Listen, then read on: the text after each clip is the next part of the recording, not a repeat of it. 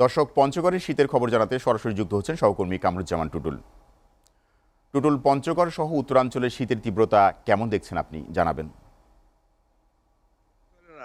উত্তরের জেলা পঞ্চগড় বরাবরই এখানে শীত ঋতু বিরাজ করে দীর্ঘ সময় ধরে। তবে কয়েকদিনের ঘন কুয়াশা হিমেল বাতাসে পঞ্চগড়ের জনগণ জড়সড় হয়ে পড়েছে। গত 2 দিন ধরে সূর্যের কোনো দেখা মেলেনি। তেঁতুলিয়া আবহাওয়া পর্যবেক্ষণ বলছে গতকাল 12.9 ডিগ্রি সেলসিয়াস তাপমাত্রা রেকর্ড করা হলেও ঘন কুয়াশা এবং তীব্র ঠান্ডার কারণে বেশি ঠান্ডা অনুভূত হচ্ছে। আর এদিকে ভারী যানবাহনগুলো হেডলাইট জ্বালিয়ে চলাফেরা করছে।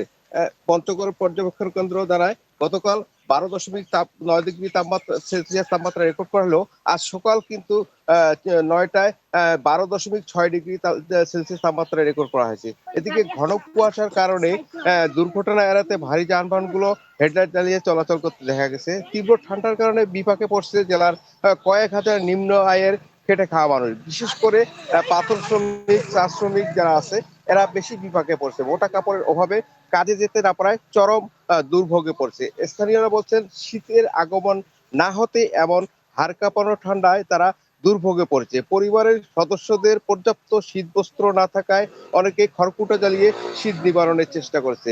আমি কথা বলেছি তেঁতুলিয়া আবহাওয়া পর্যবেক্ষণ কেন্দ্রের ভারপ্রাপ্ত, তিনি আমাকে জানিয়েছেন আজ সকালে কিন্তু 12.9 ডিগ্রি সেলসিয়াস রেকর্ড করলো, সকাল 6টায় কিন্তু আবার 9 দশমিক ইয়ে করে। এদিকে পঞ্চগড় আধুনিক সদর হাসপাতালে জনিত রোগীর সংখ্যা বেড়েই চলছে।